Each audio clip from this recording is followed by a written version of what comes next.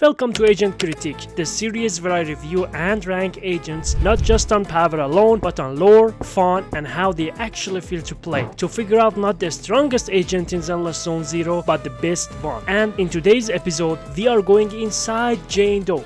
We are taking a look at Jane Doe. She is arguably the most goon-to character in Zenless Zone Zero. But before we do, allow me to fulfill a contractual obligation, cause your boy got sponsored. If you're looking for a digital marketplace for all things gacha, U7Boy has you covered, including Zenless Zone Zero and many other games. For Zenless top-ups, you can save up to 25% compared to other platforms. And it's super simple, just enter your account ID and your order is delivered instantly. U7Boy is trusted by a massive global user base with over 100 million customers and more than 30,000 reviews. If you want to make the most in the upcoming Zenless banners, click the link in the description or pinned comment and use my code JAZZROY11 for an overall 35% discount. Let's talk about her lore and personality. Jane has her own special episode called Undercover R&B. It is not connected to the main plot, but it does flesh out the world a bit and introduces some interesting ideas. Basically, it's about Jane infiltrating some kind of gang. This gang is very boring. They don't really do anything special. They only serve the purpose of getting beaten by Jane. The rest of the story is just Jane going inside the gang, looking for a bunch of different stuff, talks to Belle and Wise. Wow, that rat tyrant girl sure has that riz. I love her.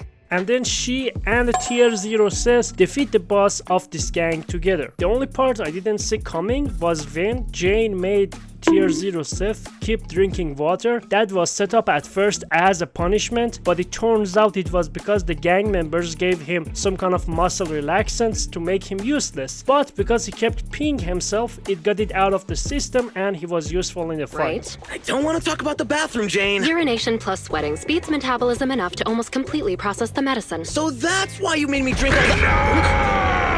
Overall, her story isn't that good. It's entertaining to watch her talk and do stuff and watch her ass jiggle and shit, but that's kind of it. Her personality is a provocative, mysterious, seductive girl, and all of us men like that kind of shit. The problem I have with her personality is that when you do her trust events, she kind of becomes the opposite of her usual self. She just starts glazing the shit out of you. I don't really like that. Her trust events were honestly kind of mid in my opinion. I expected a lot more. I'm giving her a story and personality a 4 out of 10, and while I can see you guys typing your angry comments, I'm just going to ask you this. Don't you feel like the story was just carried by Jane's charisma, and if Jane wasn't there it would be kind of shit to sit through? And then her trust events completely destroy that charisma. That's why I'm giving her such a low score. Now let's talk about her design. Jane has one of the freshest and most unique designs in ZZZ and in my opinion all of Hoyoverse games in general. First off, in anime and Asian culture and stuff like that, we've always seen humans with animal traits. But one thing ZZZ does differently is that they go for animals you wouldn't normally see. Tell me, how many rat girls do you really remember? Shark girls or octopus girls? They go for different shit and I really like that. Jane has big old rat tail and rat ears, which is pretty cool, makes her unique. She wears a grey bluish jacket cropped right around her waist. Under that she wears a black crop top, and on top of that she wears a black tie with a red tip. It shows a very generous amount of her chest, but because of the dark color and how it's covered by her jacket and tie, it's not in your face unless you look for it. It looks classy, it looks tasteful. She wears very tight shorts that make her ass completely pop out. I don't know what kind of technology Neo Eridu has, but even though her shorts are so tight, they also have a very generous amount of jiggle. She also wears 2 thigh-high stockings which are asymmetrical and completely torn in places. Other than that, she wears a pair of boots. If you look closely you can see a gap. In combat a knife comes out of them. Another notable aspect of her design is the asymmetry which I mentioned before. One of her ears has piercings, the other doesn't. The thigh highs are different, and the straps on her jacket, one of them has the word rover on it, the other one doesn't. Speaking of words, there are lots of writings on her clothes. Words like stab, mice, disguise, rover, squeak. I don't have a problem with them, but if you're going to write something on her clothes, don't make it so obvious that it feels insulting, especially mice and disguise. It's kind of hard to talk about her hair because I don't know the English names of hairstyles. From behind it looks like a cock, and the two longest strands in her bangs make it look like a viper's fangs. I also want to mention her color palette, gray, black and red highlights, which make her design really pop. I would give her a score right about now, but in the last patch she got a swimsuit skin, so I really have to, no, I want to talk about it. She's wearing a black and red leotard, a very short skirt, a thigh strap that's actually a fitness accessory with a mini heart rate monitor, a choker and silver chains all around her neck and shoulders. It looks like a combination of club wear, swimsuit and Arabian dancers, I guess. She has torn fishnets on both her arms, which remind me of her torn thigh highs, and lastly she wears sandals that, just like her boots, have gaps where blades come out. It's a good skin, don't get me wrong, but it's the fourth swimsuit slash summer skin we've had. I would personally rather see what she wears on undercover R&B, but you don't look a gift horse in the mouth. After all of this, what am I giving her in the design department? I'm giving her a 10 out of 10. It's literally one of the most iconic designs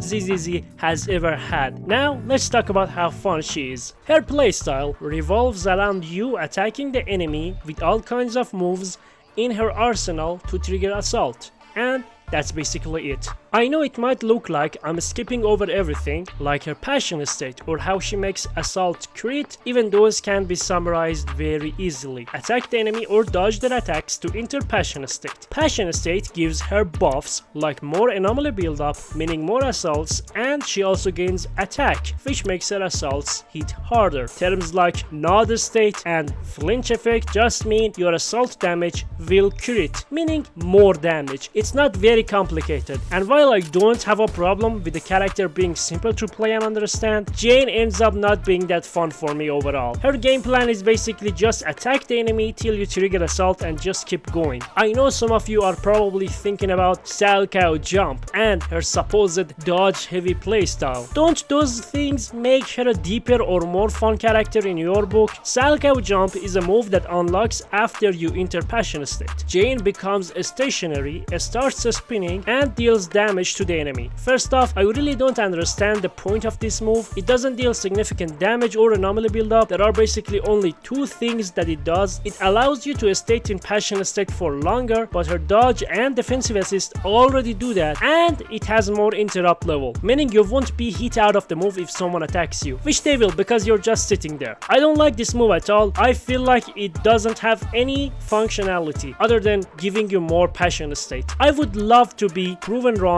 about this move in the comments. The other point people bring up is her dodge heavy playstyle. Outside of regenerating passion, this mostly comes from her signature engine. Her engine gives you more physical damage and build up when you dodge. You gain 1 stack when you dash attack and full stacks when you enter the battle or when you dodge counter. The problem I have is that if the enemy isn't aggressive enough, it doesn't feel that good to play. You just have to keep dash attacking the enemy constantly to get the bonus from the engine. The biggest problem for me is that you give me a character that I'm supposed to keep dodging with and shit like that, and then you give me a move like Salchow Jump, stand stationary and don't do anything. It just doesn't make sense to me. Salchow Jump doesn't really do anything. If they were to give Jane a rework, I think they should really change Salchow Jump, give you a forced assault or something like that. I don't know, just change Salchow Jump in some way. Overall, I'm giving her fun factor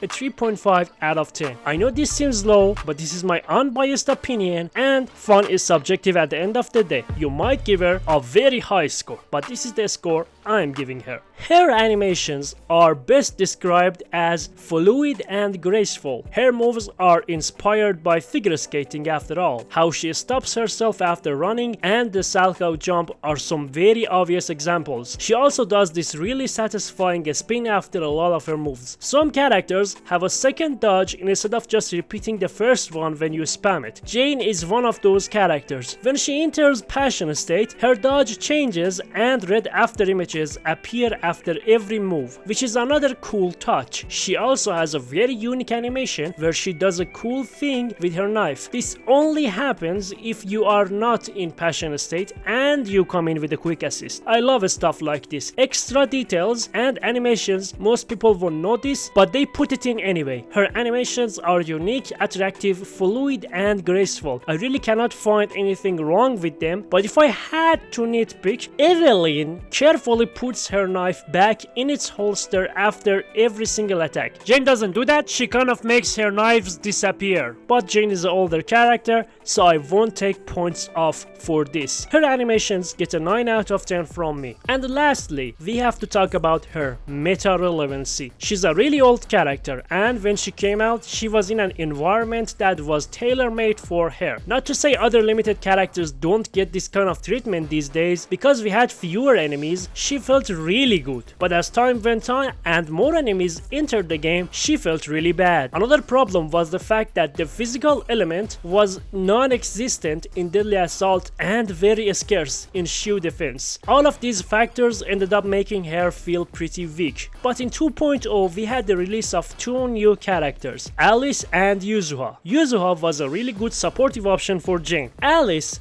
was a new physical anomaly DPS, a direct competitor to Jane. But surprisingly, instead of Jane fading into obscurity, two things happened. First off, she could use Alice's signature weapon, which was a lot more reliable than her own, and she could also be used as a supportive option for Alice, especially in Mind Escape 2. Even if we don't consider the synergy offered by Alice and Yuzuha, with their release, a lot more physical weak enemies started appearing. Unfortunately for Jane, those kind of enemies stayed. This made her usability and viability a lot better. There is only one potential problem. In my last video, I talked about how the game started countering Miyabi, and other Ice DPS agents began feeling weak because of it. Since the newest Void Hunter release is also a physical DPS, this could be a bad news for Jane and other physical DPS like her. Overall though, I'm giving her meta relevancy a 6 out of 10. After all of this, if we tally up the points, she ends up with a 6.5 out of 10. Do you think that's fair?